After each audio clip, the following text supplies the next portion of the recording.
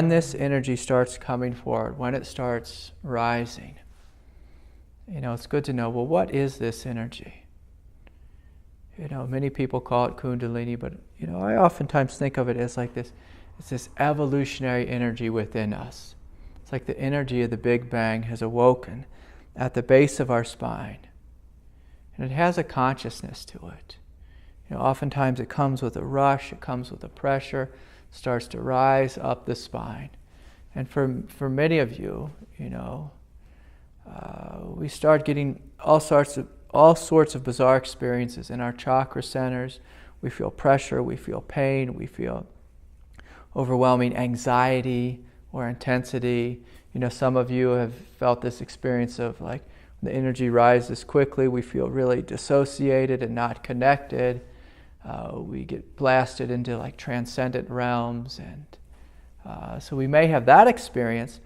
And sometimes aspects of our wounded ego can come forward, that are unhealed, and it can create bizarre episodes of like mental illness or just psychotic thoughts, and it could be very bizarre because this energy it can be very forceful. Now, for some of you others, in the yogic traditions, maybe just notice this energy is just light, gentle flows in your body. But any of us on the path should experience some level of spiritual energies arising within you. That's normal. You should have feelings in your heart, in your belly, in the space of your mind. Like all of that's normal. But the energy that this fellow is speaking about, with huge rushes and creating great deals of anxiety, now that's more rare. But when it does come, the question is, well, how do I work with this? You work with it very much the same way you work with meditation. You let go into the space, the quietness of your own presence. You let go into the peace, and you allow this energy to do its thing. You allow it to rise up through the spine, go out the top of your head. Now that may sound lovely and delightful and simple, but as you know, it's not always that easy. It's not always that easy. So the teaching is the same. We let go into the silence of our nature. That's why it's always helpful to have a background in meditation, but like a Buddhist background, where we are connecting with the peace and the spaciousness of our nature. In the yogic traditions, oftentimes we're really focused on this energy. And of course, it's going to be impossible not to focus on this energy. But where you will find your sanity and your clarity is through noticing the peace in which this intense spiritual experience is arising. So if you can notice the spaciousness and the peace which is here in every moment, if you can notice the space of awareness and keep your attention there, and let these energies come forward, and see if you can just gently allow them to rise and move through your body. Now, that may take a day, a month, a year, 5 years, for that energy to straighten itself out and to rise up your spine and fully integrate itself. Now, along the way, you'll notice that energy will run into different chakra centers. And in each of the different chakra centers, we hold some level of our human ego, some level of our wounded nature, some level of our confused nature. People think of the chakra centers as the houses of divine intelligence. They are. But they are also houses, the storehouses of human intelligence and human emotion, human thought, human way of being. They tend to be connected, especially the lower ones, to the collective consciousness and the collective unconsciousness. And so when this pure divine energy starts coming up the spine, and it runs into something like anger, in your lower belly or your solar plexus, the invitation is to first connect with peace, And from this place of peace and clarity, you see the anger. You see it's not going to kill you. You see it's just a feeling. It's not going to kill you. It's just a feeling.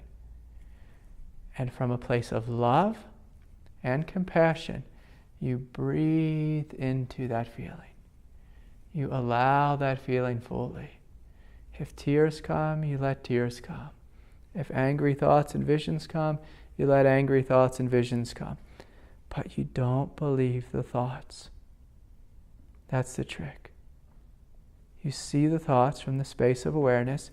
You experience the feelings from the space of awareness, but you let the energy move through you. And that will be uncomfortable. That will be difficult. That will, you will struggle with that. I'm not going to lie. I'm not going to, sugarcoat this. It will be difficult. But this is where you become a bodhisattva. You're connecting with your peace, your clarity.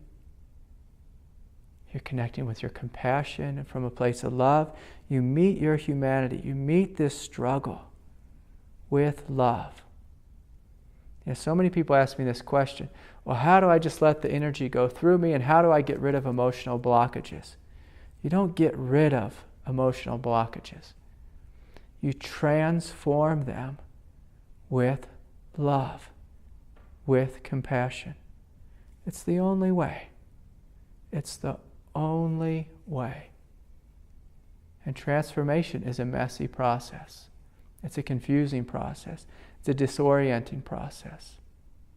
And so when you have these overwhelming emotions and the energy, just flooding into them and intensifying them, you meet it all with love. You see the energies as impersonal, but simultaneously you're loving them and embracing them fully. Not from a cold, impersonal place, but a warm, impersonal embrace. That's how we work with them. And of course, if the energy rises quickly, like I was saying before, and we become disassociated, our focus is on bringing awareness into the body, feeling ourselves grounded. Doing some light, gentle hatha yoga to get ourselves in the body, working in the garden, getting our hands dirty, being in relationship. And many people, they ask this question about, I feel so disassociated, I don't feel like I should be in a relationship. But if you are in a relationship, your partner is saying, hey, where are you at? You're not here. Listen to them. Allow their touch, allow their intimacy to get you back into your form. Allow your job, your work, your boss to get you back into your form. Allow your dirty dishes to get you back into your form. And so it's beautiful when this energy goes up the spine and it blasts you in the cosmic consciousness. That's a wonderful thing. But for those of us who are living here on planet Earth, cosmic consciousness is wonderful, but see if you can allow that consciousness to descend into your reality. See if you can be in the world, but not of the world, but still very much in the world. And for most of us who have these feelings of anxiety, of pain, of sadness, of rage, of irritation, this is the working ground. This is the integration ground. And so Kundalini is this powerful force, which is awakening as divine intelligence within you. But what it wants is for you to be integrated. Integrated. Kundalini is of the earth. It is of matter. Of matter.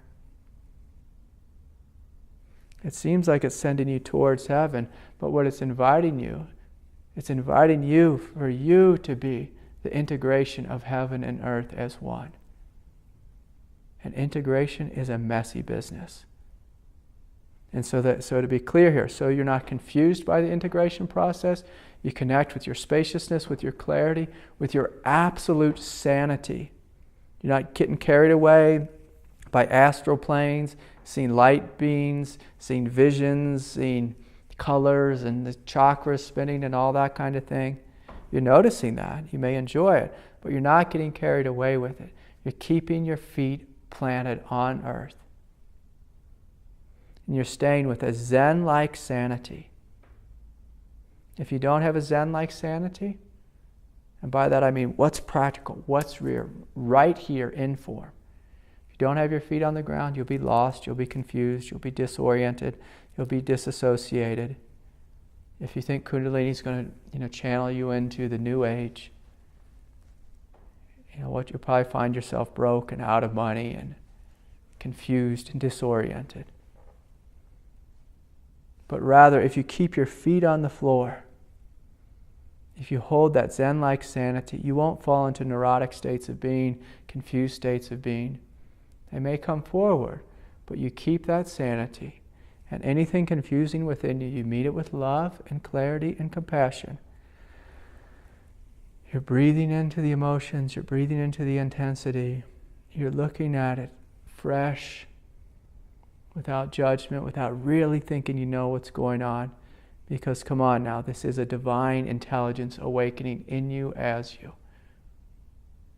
No books on yoga or Kundalini can teach you how to do this and how to connect to and merge into the divine intelligence of creation. No little yogic breath is going to get you there. What's required is that you surrender into this movement from a place of clarity, from a place of love, from a place of trust, and you begin to allow this intelligence to live through you as you. As you. And so it's a huge thing. Most people think, oh, the Kundalini has awoken in me. I am now an awakened Kundalini master or whatever, yogi. No. This intelligence will teach you how to fall into total alignment with it over the course of your lifetime. Kundalini awakening is not some quick experience we have and we write a blog about it. It's a path of God giving birth in you as you and integrating heaven and earth as one. It goes on for lifetimes. And so your work is to let go as fully and as completely as possible into this grace, into this love, without getting carried away by your thoughts or your humanity or your expectations or this and that or something you read in a book or something you read in the internet. Your job is to listen to it, to invite it to show you, what is this teaching me? And I know I've told this story a lot, this story of me being wrecked with pain and curled up in the fetal position for like 6 months with intense, just pain in my head as the energy was channeling its way through me. And I went to my teacher in Adyashanti and said, what's going on here? And he laughed at me and said, yeah, it feels like acid rain inside, doesn't it? And I said, yes, it does, but what is this? But he didn't give me an answer. He sent me home to sit with it and to see, what is this? This very thing which I thought was anxiety, this very thing which I thought was intense pain in my head. As I sat with it quietly and open to it, I discovered, oh, this is bliss. This is light. How could I have missed this? I missed it because my mind didn't know what it was at first. Didn't understand it. It was confused by it. It fought with it. It struggled with it. It put it in a box and said, this is pain, because it said, I don't understand this.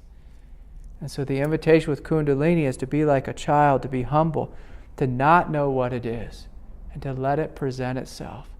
But you must be courageous enough to really sit with it and see, oh, this is what it is.